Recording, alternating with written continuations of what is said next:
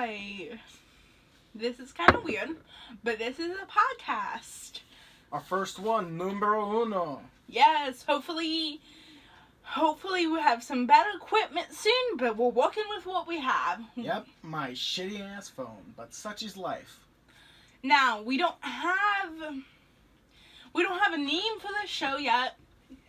Suggestions are welcome, but right now, I would like you to introduce Raven the Red.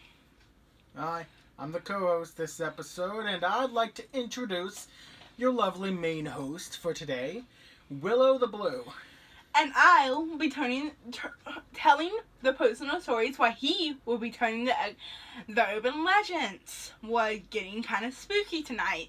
We're drinking hot chocolate. And we burnt some incense, and we got a cat to keep us safe, so let's hope nothing spooky crawls our way. Let's hope so. Now, I will be starting off with the first story, and I call it Get Out. So, I was out at my aunt's and uncle's house, and me and Raven the Red and another person were playing hide and seek. I was a hider. I was hiding between the wall and the couch because I could do that. A very good spot, might I add. So I was just hiding there. Nothing eventful happened until I heard, in the most, demonic, I guess you could say, voice, "Get out." And I lost it. And that's kind of one of the shorter stories, but it's okay. Another story I have is from, not my story personally, but from one of my family members. And it's called TV Nun. So basically, she was sleeping on the couch, and she was sleeping in the living room. She was sleeping in the living room, and she turned over, and on the TV, she saw, because it was two couches, so the one across from her that she wasn't sleeping on, she saw there was a nun, and she freaked out. Now I'm going to pass it over to Raven the Red. Alright, thank you. First, I'm going to be telling an urban legend popular in the area of Virginia, I believe.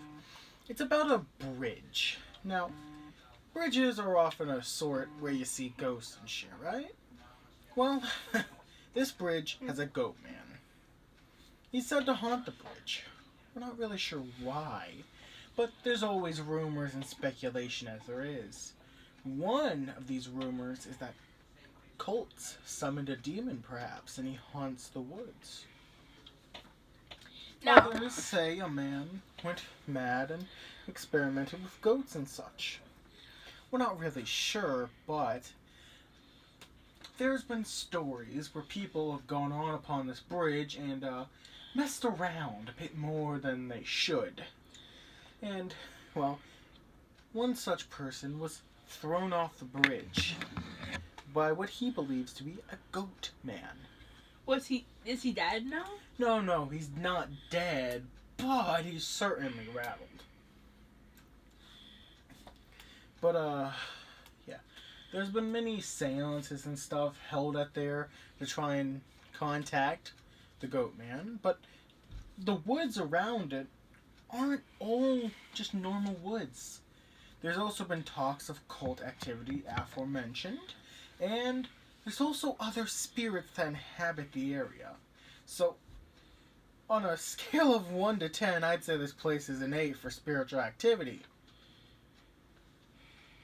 Goats? I don't know, but I ain't going there. No, I wouldn't be going. I'm gonna pass the story back to Willow the Blue. Okay, and I'm sorry, some of these are short.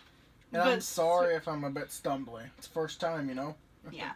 Sorry, I know later on you probably are going to think this is bad when we have better quality, hopefully.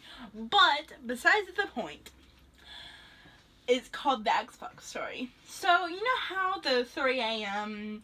legend kind of thing, where if you wake up at 3, like if you're up at 3 a.m., like that's the most paranormal time. During the most paranormal times. So, I happened to be up because I needed to go to the bathroom. And I had an Xbox in my room at the time. So, I went to go up. The Xbox was nowhere near me. I could have not stepped on it, and it started to open. It opened by itself and closed by itself. Have no idea why that happened, but I was, least to say, I was freaked out. And I'm pretty sure I woke up the co-host. Because, no thank you. Was paranoid? Nope. I was out of that situation quicker than you could have said no. So another story is a claw story, which happened at the same house. So I have to kind of set this up a little bit, because my room, I had this desk, like olden time desk, with the...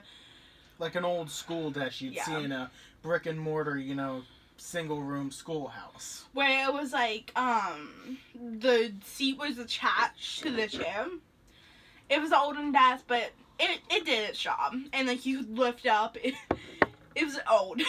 So, we had this desk, and I had a friend over at the time, and we were just chatting, and I don't exactly know what we would about ready to do, but we were just talking, and then and it was like pretty late at night, because it was a sleepover, having a good time, And I think early in the night, we were talking about some of the ghost experience I had at this house, Just, having a good time. It was a good vibe. So basically, all this to tell, the desk was right in front of the door. Like, right in front of my door, like, in arm's reach. It was, like, directly behind me, so if you could open it within a second. So basically, on the bottom of the door, we had scratches. And I opened the door immediately. I go out in the hall, look in the bathroom that was right there, looked in the hallway, no one was there. Not a single person. Now I'm going to pass over to my co-host. And before I start the next story, I'm just going to give you a little bit of an insider tip here. The reason my lovely co-host had a school desk is because of their utter obsession with school at the time. Yeah. I thought that might help if you're getting a bit spooked, to give you a little bit of funny information. I love school. Now, I'm going to be telling you about an urban legend from Russia. So, there was this mother and a daughter. They were very close, but one day, the mother fell awfully sick, and she stayed sick for weeks and weeks. Well, sounds like Alexander Hamilton at the beginning. Sorry. No, it's good. So, basically, the mother was nearing her grave, and she told her daughter to come to her bedside. And she told her daughter, never put on a red nail varnish even after I've died. Never do it, I beg you. And a couple days later, the mother had perished. Well, years passed, and the daughter had kept her promise. Until one day, she forgot. It wasn't immediate or, intentional, but memory's a fickle thing, and it slowly grades away. She didn't see it as important, and so she put on red nail varnish, because she was going to have a night in the town with her friends. So she gets her nails all prettied up with a beautiful red varnish. And soon, the TV turns on, which was strange because the TV was unplugged at the time. And what she hears is, little girl, the coffin on wheels is looking for your city. Remove the varnish. She's scared now a little, but figured she must have misheard something. Next, on the radio a couple minutes later, little girl, the coffin on wheels has found your city. It is looking for your neighborhood. Now she's definitely sure she heard something, so she runs over, gets the nail varnish remover, and starts scrubbing and scrubbing to try and remove it. But it won't come off. Next, from nowhere in particular, little girl, the coffin on wheels has found your neighborhood. It is looking for your street. She's scrubbing harder and harder, terrified. And she just doesn't know why she didn't listen to her mother's warnings. And soon, back on the radio, little girl, remove the varnish now. The coffin on wheels has found your street. It is looking for your house. And she's trying and freaking out, and now she's crying in a corner because she can't remove the varnish and is scared of the coffin on wheels. And finally, one last time, in the ether, little girl, the coffin on wheels has found your door. Next thing you know, the door shoots open, and there be it, a coffin on wheels, like an old stagecoach. The coffin creeps into the house as if pulled by a ghostly force.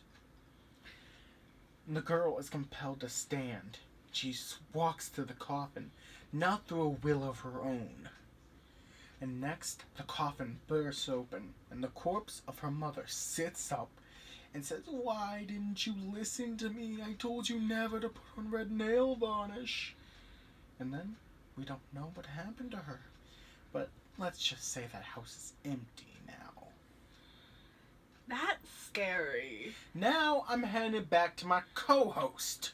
I have a couple things to say about that one. Say them. I wonder how the mother knew. Like, also, was, like, the mother a ghost, or what? Who knows? Like, that's a scary story that leaves more questions than it answers. Besides the best point, ones do. You're not wrong.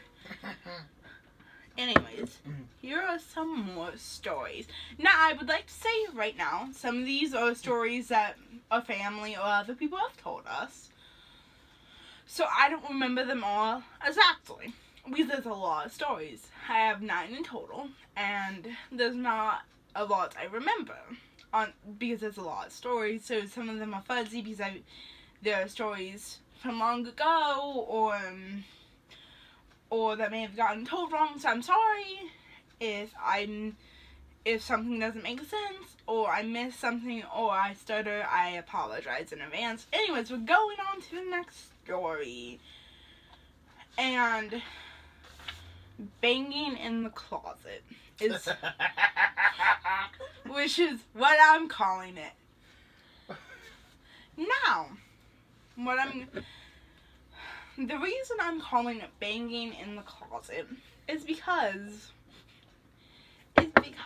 so this was a story from that someone gave me. Now, this person was asleep when this happened. They just got told from their family members. Also, to preface this was an old sort of a townhouse. Yeah. A lot of stuff happened. Well, not in this house, but a lot of stuff happened to them. I mean, ghost-wise. They're perfectly fine, by the way. Yeah, they're happy and healthy, hale and hearty. Yep. They're perfectly alive. Anyways, besides the point, let's get on to the story now. Enough procrastinating. Enough tangents.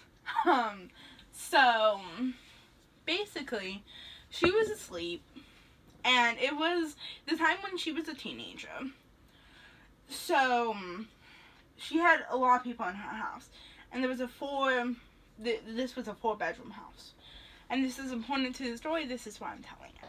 Now, she was sleeping in one of the rooms. I'm not sure exactly what room, but she was sleeping in one of them. I believe it was her bedroom. Well, yes, I know it was a bedroom, but I don't know which one. So basically, smart ass. So basically, she was asleep, and all her family members heard like a banging from this closet. bang, bang, bang. And, like, they go searching the house. There was no way that person could get in. The door was locked. The windows were getting pretty old, so if you could hear them if you woke, like, if it would have woke you up if someone lifted them, and the only two windows. Well, it wouldn't wake you up. It would, but it would wake you up because the window was old and falling apart. Like, if you moved it, it was going to break loudly. Sorry, I just thought that tangent. So, there was two windows this wouldn't, like, if there was one window where this wouldn't have happened to, sorry. There was this one window where it wouldn't happen to. It, like, wouldn't have broken, probably would have been fine. But the thing is, one, it wasn't open. Two, they put this, like, I don't metal know, bed up against it, and it was like one of those, I presume it was like a pull-out bed. I don't know. It was a metal bed, and it was on wheels, so you'd hear it roll. Yeah, so you could hear it roll if someone came in, because you would have to move it. And I'm passed it over to my co-host. Oh, so soon? Oh, yes, so soon. I'm sorry, what is that?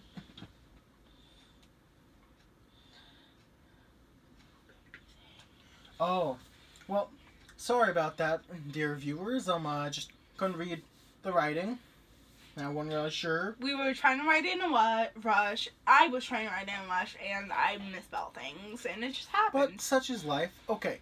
Anyway, this is not an urban legend. It is a wives' tale. This was told to me and my co-host by family and friends. Basically, it's about dreams, a realm all of us must venture into. And well, dreams can often be scary. But what's scary about this, it's less outright fear and more so that, sorry. what happens. It's more so about a sort of divination, if you put it. Basically, it goes like such. Sorry for the stalling. Heard a bit of ringing in my ears. I wasn't sure if that was something spooky or not, so I was trying to figure that out. Sorry about that. Mind you, first episode. Please bear with us. It will get better, I assure you. Yes, we had a little time to prepare, so.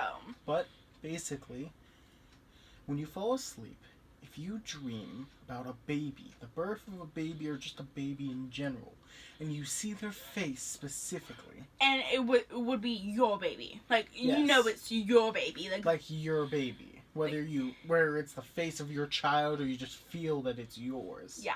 Like, not someone else's baby, your baby. Not the baby of Timbuktu 20 miles down the lane. Yes. Not the baby of Alexander Hamilton, it's your baby. But anyway, if you see the face of your baby, it means someone you're close to, be it family, friends, will die soon.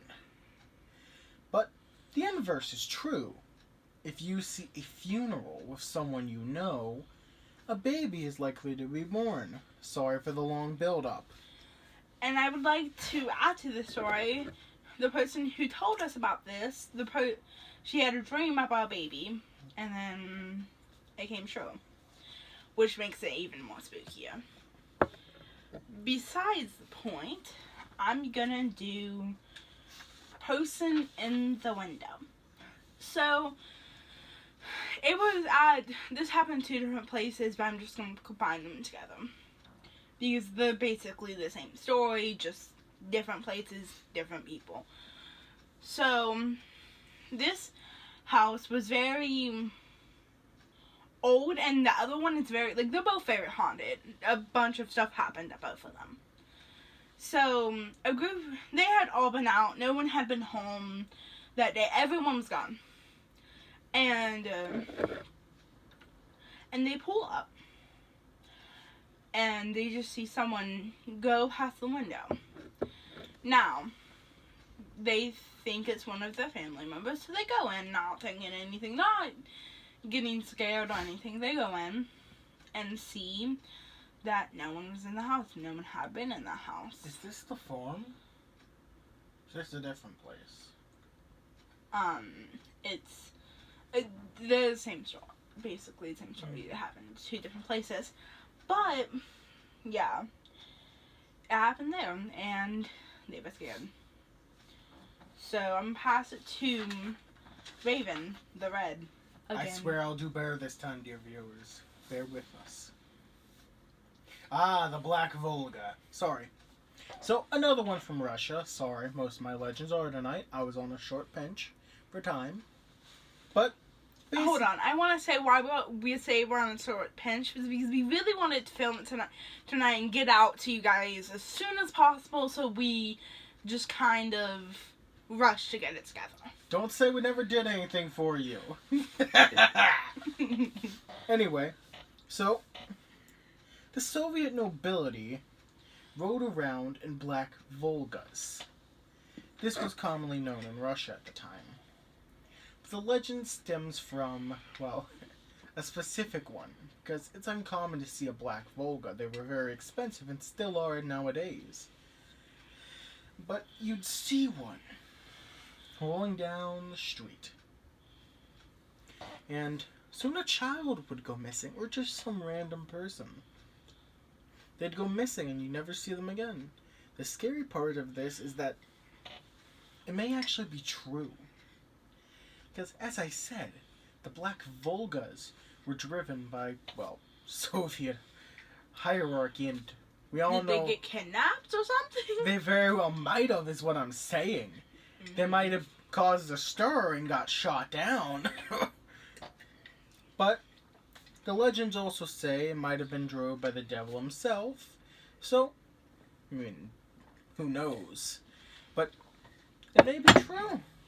There may have been kidnappings from Black Volgas. And another part of this legend is it said the Volga will often visit those who do not believe the story to prove it to them. That's another deeper level. Now, I'm going to pass it back to my co-host. So this is not one of the stories. It's kind of more of an urban legend. But that story kind of reminds me, I don't know why, of I heard of it from Criminal Minds. Do not judge me. But, it's basically, the Mirror Man is if you take a picture of yourself and you see him in the picture. Yeah, it's not gonna end well. Besides the point, I'm sorry. Gotta change it there. That was some spooky shit. Thank you for not finishing. Don't finish. I'm gonna go on to a different story now. I was not prepared for that. Willow.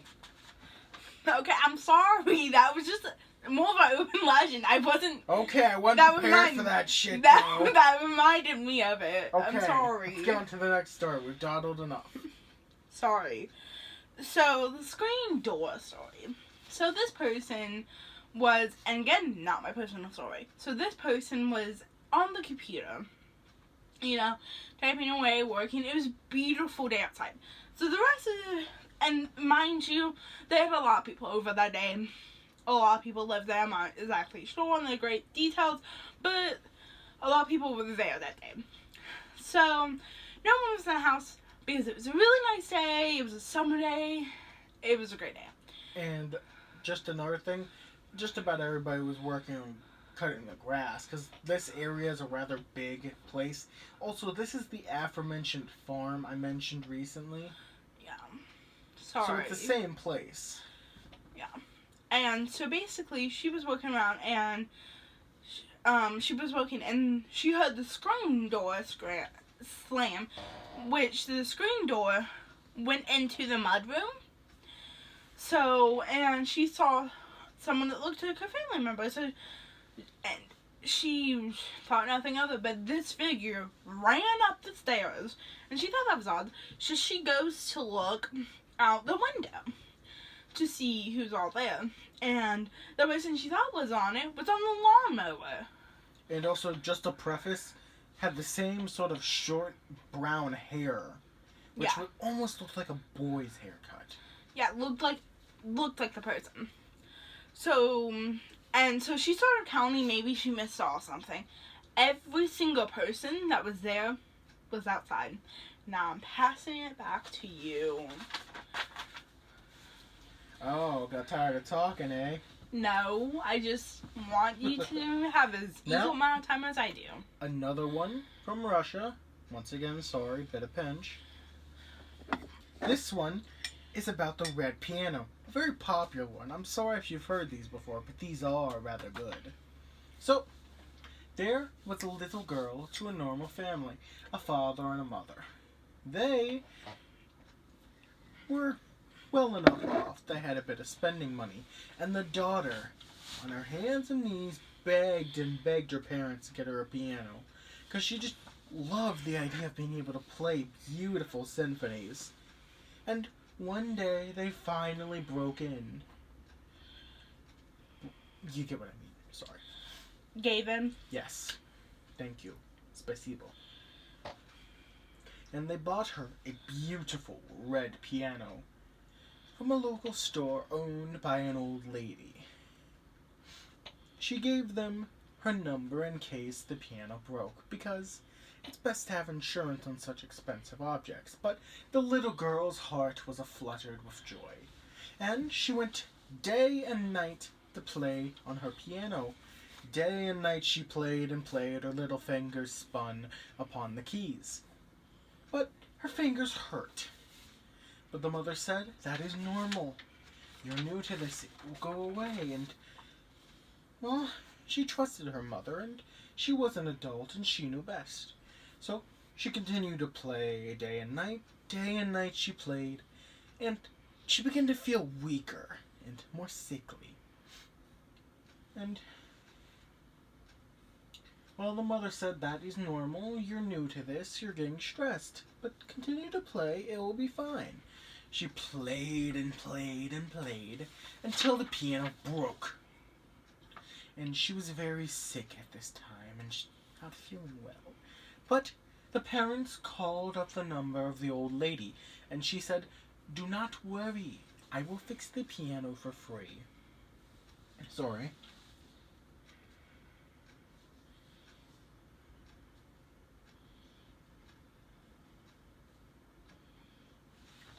The closet story. Sorry, I had to tell him that he was telling a spooky story because he knows it better than I do. I'm sorry, listeners. I will continue with the story. And the old lady came in on her cane and told the parents, "I have a very special technique, and this is a very unique piano. Only I know how to fix it. Please go away and stay out of the room while I fix it so you won't share my secrets." And she went in for about 30 minutes or so and fixed the piano, and it played beautifully once more. And the little girl got sicker and sicker, but she continued to play on the lovely red piano.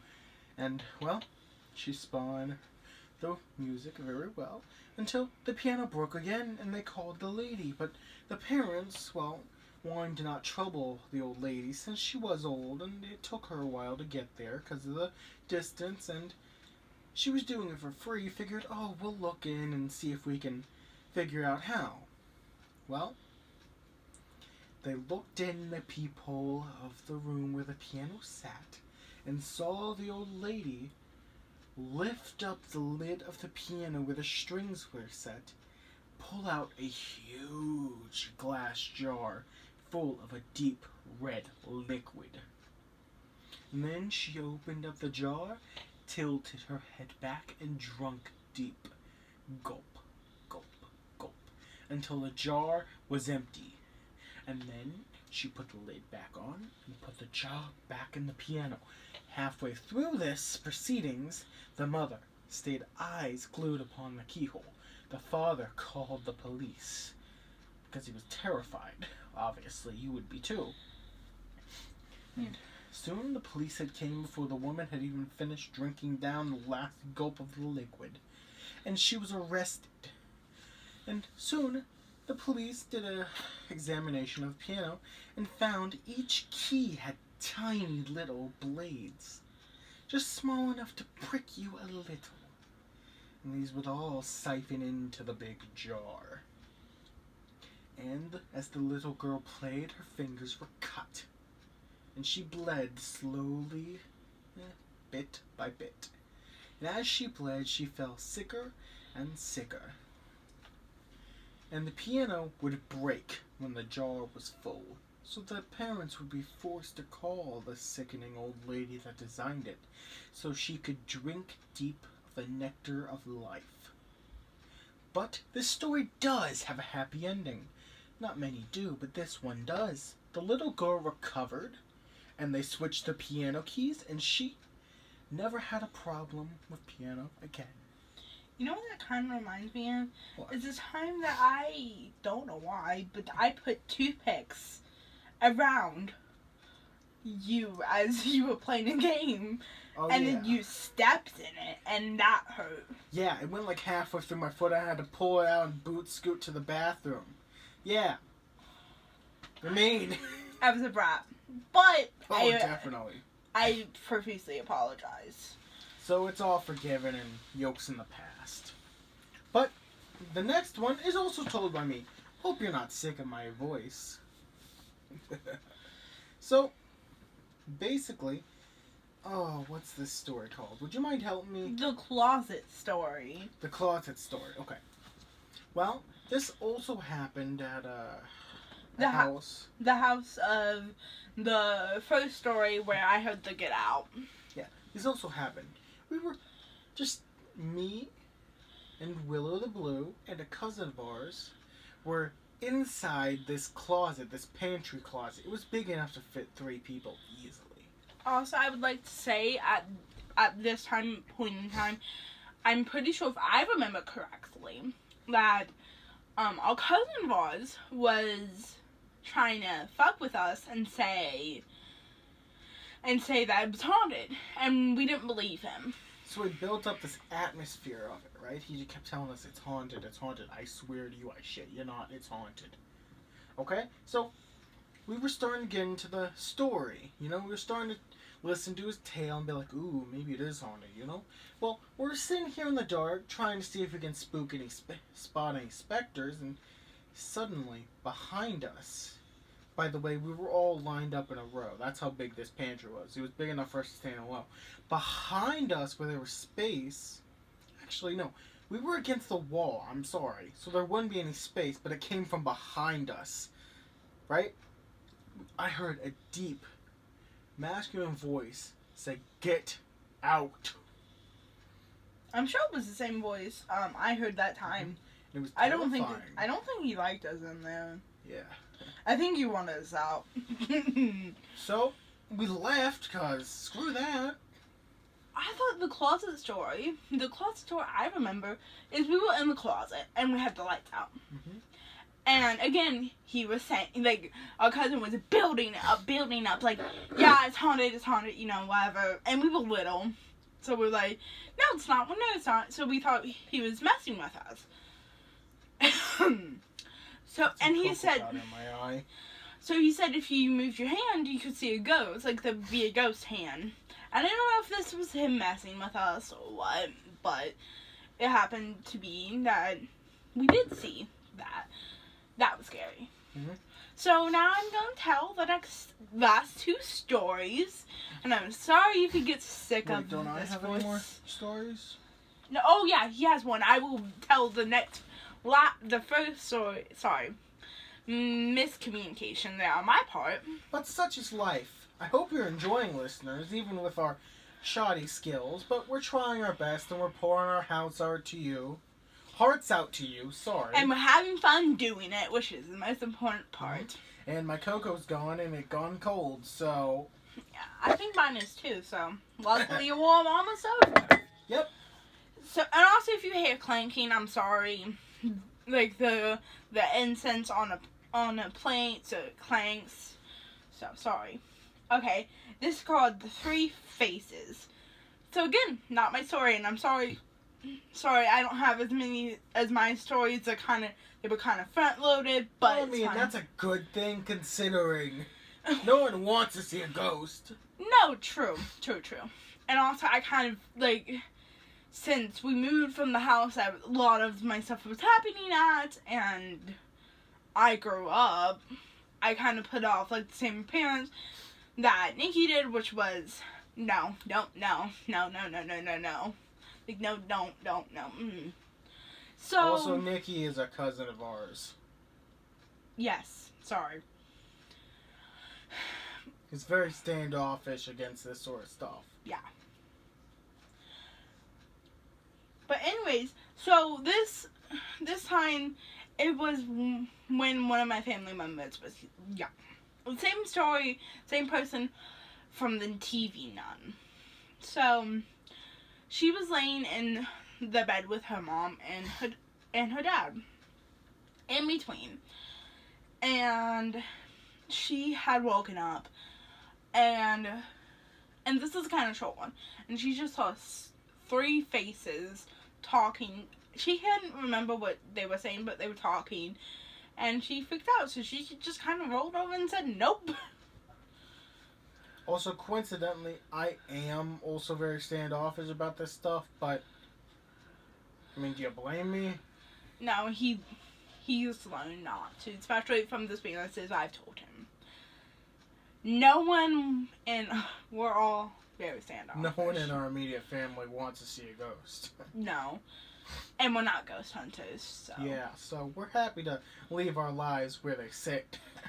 Yeah, we are not, by this episode, we are not inviting them in our household. Nope, 9-9. No, thank you. Yet. I'm good. So, I'm going to pass it over to Nikki. I'm sorry for the mistake. I forgot that you had one more story.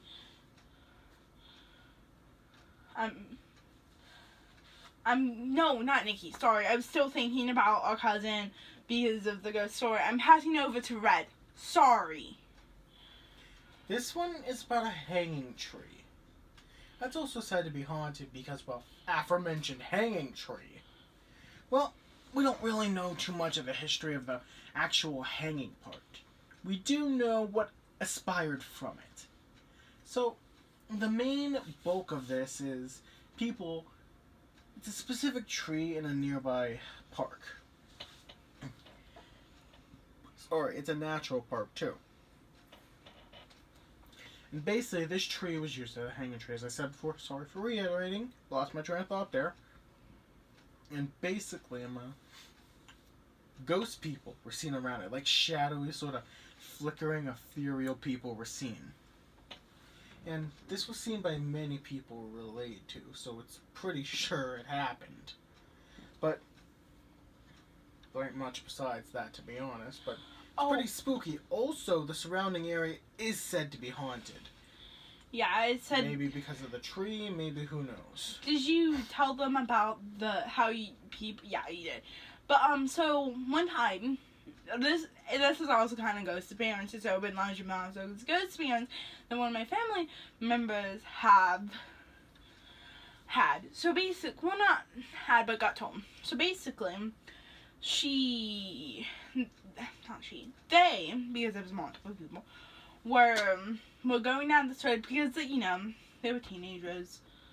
No. You know how, like, some teenagers are like, oh, I want to know all they're more likely to delve into the paranormal and unknown.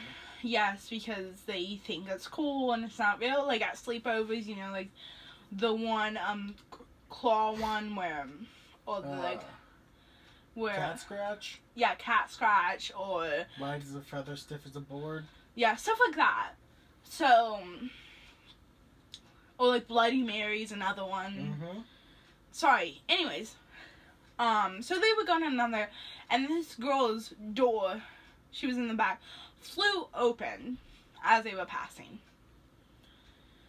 And I'm telling you the last story of the night. Hope it's good. Also, it's not night right now when we're recording this. It's daylight, but that's because we had some spooky shit to say.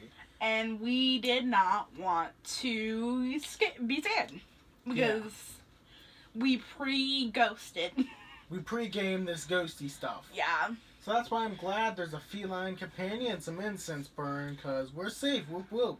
Woo! Now let's get on to the last story of the night before we say our goodbyes to our dear listeners. Okay, so this person was sleeping on the couch. Surprise, surprise, surprise. because they was just sleeping on the couch, and their parents would have to go pick up one of their cousins, and it was like 1 a.m. So they were sitting at the table near the couch, and they were both sitting there, just talking, probably arguing, or at least from her account, arguing about who was gonna go pick the cousin up. And so as that happens, she sees this tall shadow man who she could see right through. It looks like he had a fedora on and was wearing a suit. And yeah. Just for reference, when we say tall, I mean he was hunched over the door frame. Yeah, and she kind of got petrified and just turned over. She was like, can't deal with it. But also the vibe she got from this man, because she had multiple experiences with this man, was the shadow man, was he didn't intentionally go out to hurt people, but he enjoyed the anger and when you were upset. He was not a good ghost. He wasn't he wasn't Jasper. Jasper, not Jasper. Casper, the friendly ghost. No. Where's your mind going? Yeah. So, it's just... Yeah. So that's the story we're ending out with tonight. Personally, my favorite. Not my favorite, but personally the most spookiest. But, dear listeners, thank you for listening to us babble on for about I don't know how long. But thank you anyway for listening to us, and we hope you have a great time. And before I sign off, I hope you had a great time. 1, 2, I am sorry for any mistakes I made, or any times I accidentally said one of her cousin's name. I apologize. I try not to, but it's just sometimes I was thinking about it and just accidentally slipped out. And I'm sorry for any pauses or breaks where I broke the momentum of the story. I'm new to this, but I'm working on it. And next episode will be better, I assure you. Practice makes better.